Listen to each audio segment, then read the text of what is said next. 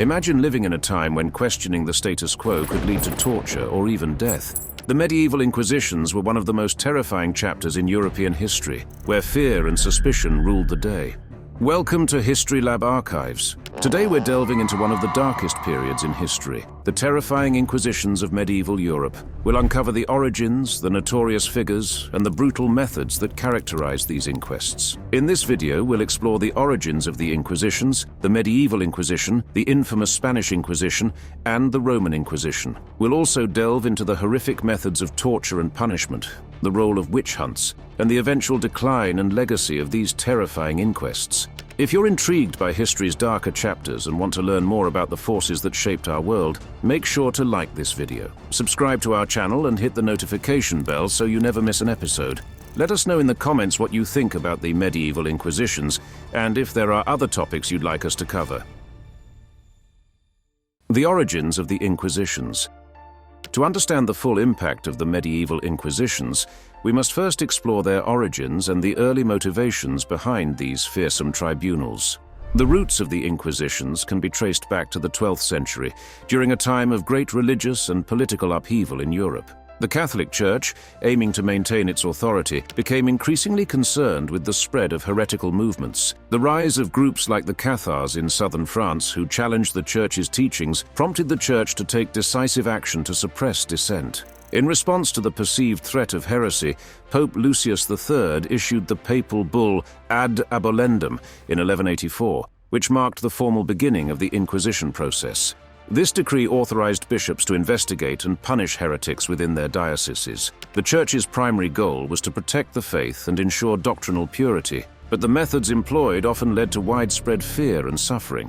One of the key figures in the early Inquisition was Pope Innocent III, who intensified efforts to combat heresy. His support for the Albigensian crusade against the Cathars demonstrated the Church's willingness to use both military and judicial means to achieve its ends. The early Inquisitions were motivated by a combination of religious zeal, political ambition, and the desire to consolidate Church authority. This period set the stage for the more organized and widespread inquisitions that would follow in the coming centuries.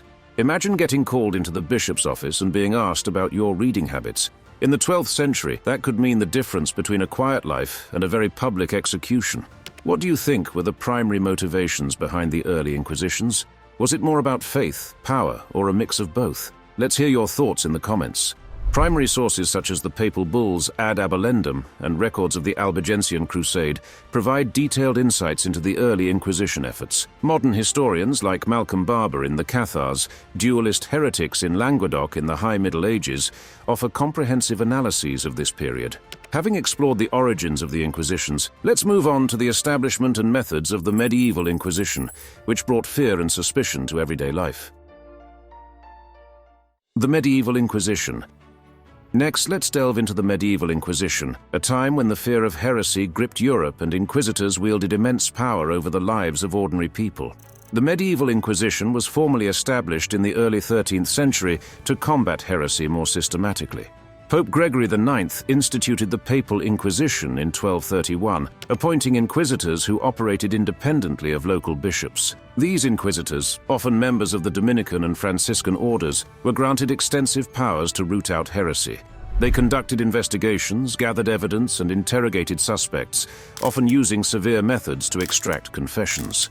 One of the most notable events during the Medieval Inquisition was the trial and execution of the Cathar leader Guillaume Bellibaste in 1321. His death marked the effective end of the Cathar movement in Languedoc. Another significant case was that of Joan of Arc, who was tried and executed for heresy in 1431, although her trial was later deemed unjust, and she was canonized as a saint. These high-profile cases illustrate the far-reaching influence and often brutal nature of the Inquisition. The Medieval Inquisition had a profound impact on society. The fear of being accused of heresy created an atmosphere of suspicion and paranoia. People were encouraged to report suspicious activities, leading to a breakdown in trust within communities. The inquisitors' methods, which included public penance, imprisonment, and execution, were designed to serve as a deterrent to others.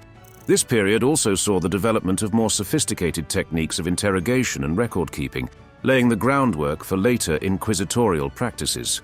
Imagine living in a village where your neighbor's suspicious glance could lead to an inquisition. It must have been the medieval equivalent of being unfriended on social media, but with much graver consequences. Do you think the fear generated by the Medieval Inquisition was an effective way to maintain religious orthodoxy, or did it cause more harm than good? Share your thoughts in the comments. Primary sources such as the records of the Inquisition proceedings and the writings of inquisitors like Bernard Gui provide detailed accounts of the methods and cases of the Medieval Inquisition.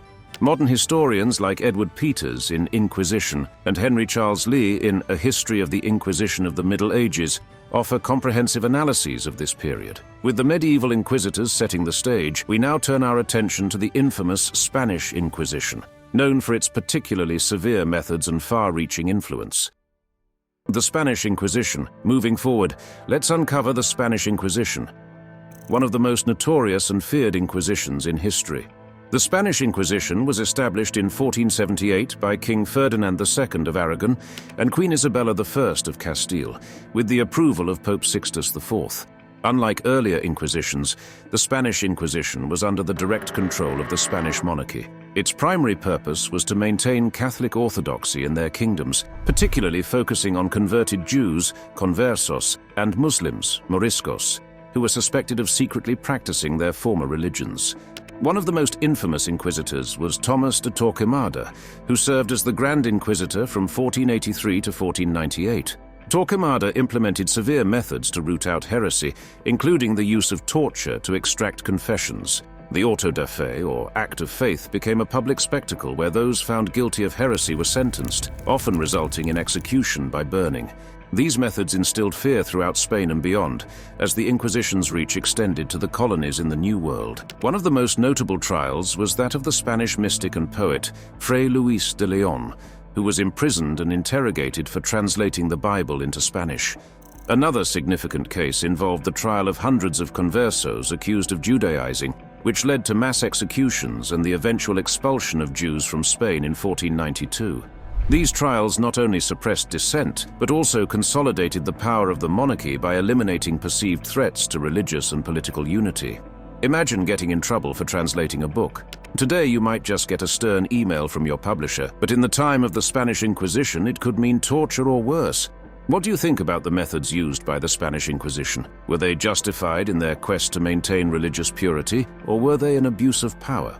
Let's hear your thoughts in the comments. Primary sources, such as the records of the Spanish Inquisition and writings of contemporaries like Torquemada, provide detailed insights into the operations and trials.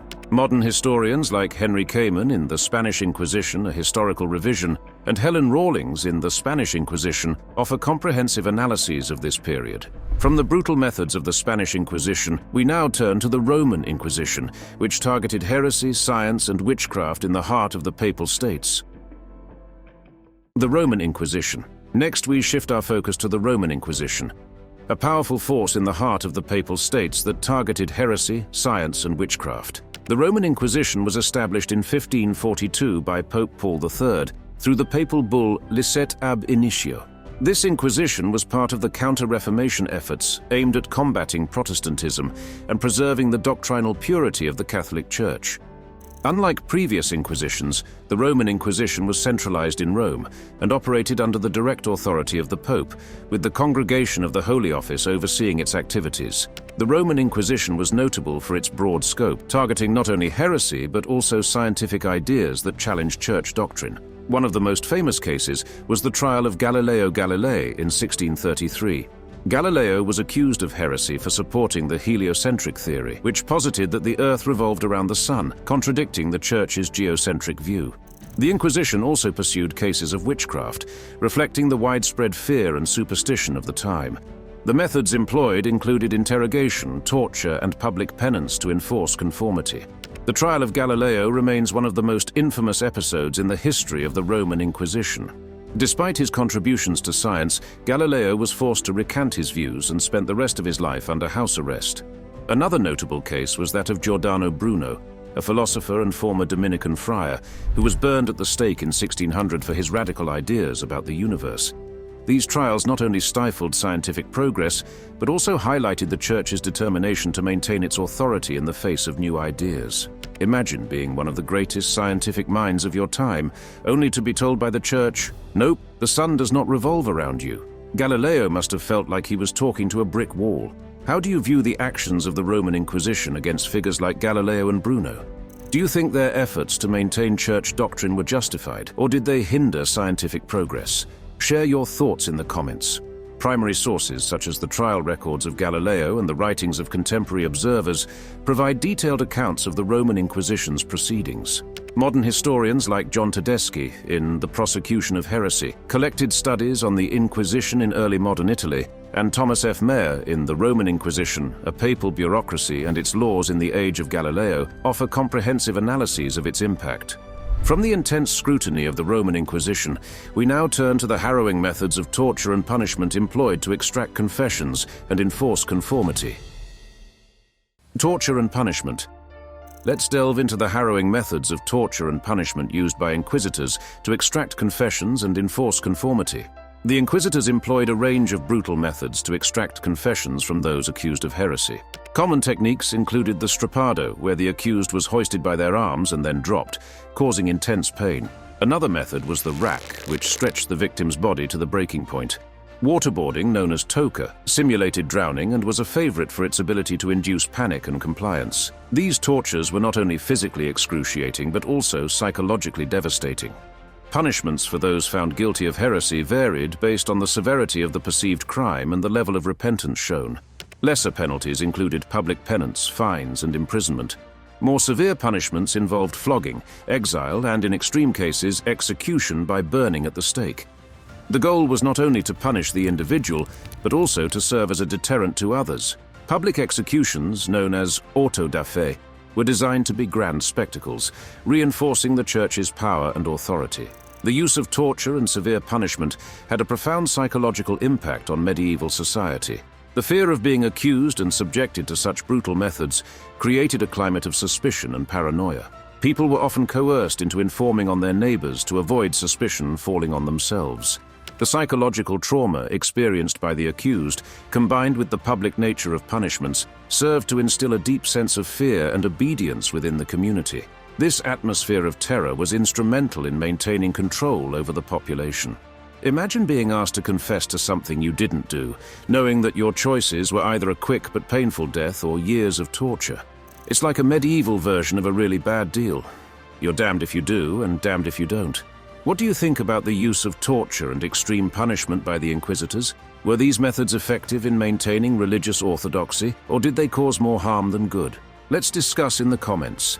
Primary sources such as inquisitorial manuals like Directorium Inquisitorum by Nicholas Aymeric provide detailed descriptions of the torture methods used. Modern historians like Edward Peters in Torture and William Monta in Judging the French Reformation, Heresy Trials by 16th century Parlements offer comprehensive analyses of the practices and their impact. From the grim methods of torture and punishment, we now explore the role of witch hunts and how the Inquisitions fueled a wave of fear and hysteria across Europe. The role of witch hunts. Next, we explore the terrifying role of witch hunts and how the Inquisitions fueled a wave of fear and hysteria across Europe. The Inquisitions, with their established methods of identifying and prosecuting heretics, laid the groundwork for the witch hunts that would sweep across Europe in the late medieval and early modern periods. The Catholic Church's focus on rooting out heresy extended to combating supposed witchcraft, which was seen as a form of heresy and a direct threat to Christian orthodoxy. The Malleus Maleficarum, a treatise published in 1487 by Heinrich Kramer, became the handbook for witch hunters, providing detailed instructions on how to identify, interrogate, and prosecute alleged witches. The witch hunts reached their peak between the 15th and 17th centuries, with particularly intense periods of activity in regions such as Germany, France, and Switzerland. The German-speaking lands experienced some of the most brutal and widespread witch hunts, with towns like Trier and Würzburg witnessing mass trials and executions. In France, the infamous affair of the poisons during the reign of Louis XIV revealed widespread allegations of witchcraft and poisonings among the aristocracy.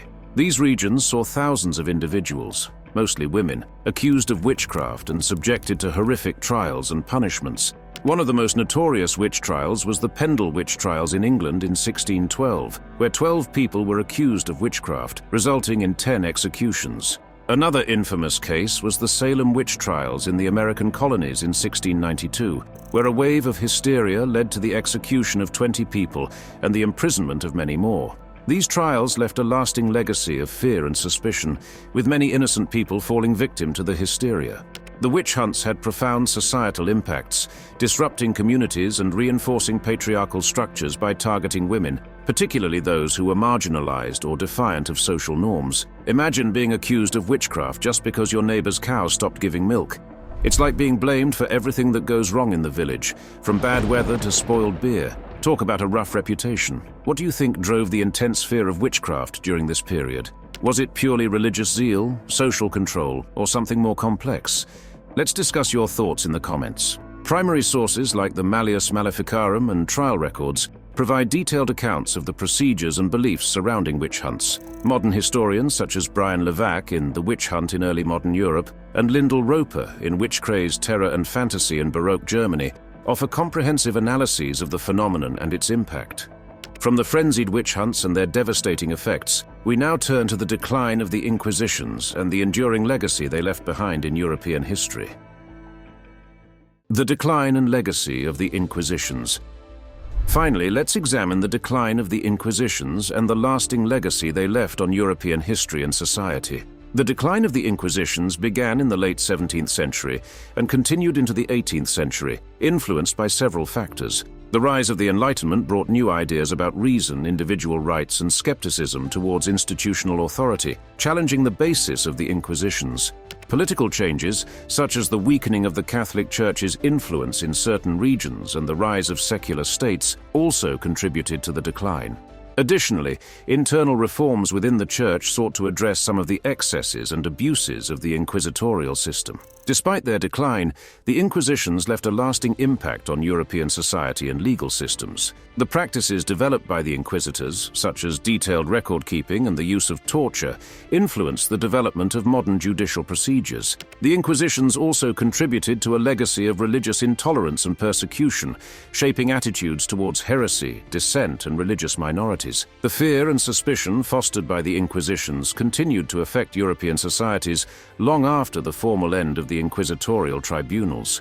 Modern historians and scholars have revisited the history of the Inquisitions, challenging some of the myths and exaggerations that have persisted over time. While acknowledging the brutality and excesses of the Inquisitions, contemporary research has also highlighted the complexities of the period, including the roles of politics, culture, and religion. This more nuanced understanding has led to a re-evaluation of the Inquisition's place in history, recognizing both their dark legacy and their influence on the development of European institutions. Imagine telling an inquisitor from the 15th century that one day people would be debating their actions on something called the Internet. They'd probably accuse you of witchcraft for even suggesting such a thing. How do you view the legacy of the Inquisitions in today's world? Do you think we have fully moved past the fear and intolerance of that era, or do echoes of it still remain? Share your thoughts in the comments. Primary sources such as the records of the Inquisition and writings of Enlightenment thinkers provide insights into the decline and legacy of the Inquisitions. Modern historians like John Tedeschi in The Prosecution of Heresy collected studies on the Inquisition in early modern Italy, and Henry Kamen in The Spanish Inquisition, a historical revision, offer comprehensive analyses of the Inquisition's long-term impact.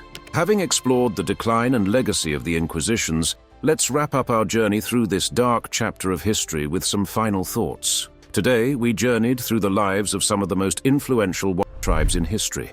From the disciplined Spartans and fearless Vikings to the strategic samurai and resilient Cossacks, each of these groups left an indelible mark on the world. We explored their origins, key battles, lesser known, and the elements that made them powerful. These warrior tribes not only shaped their own times, but also left legacies that continue to influence. Their stories remind us of the diverse ways in which human societies have approached warfare, honor, and survival. The variety of their contributions and cons provides a nuanced understanding of their impact on history. If you enjoyed this deep dive into the lives of these warrior tribes, please like this video, subscribe to the channel, and hit the notification bell so you don't miss any of upcoming episodes. We love hearing from you. So let us know in the comments which tribe you found most fascinating, or if there are other warrior groups you think we should cover in the... Thank you for watching History Lab Archives, and stay tuned for more captivating historical tales.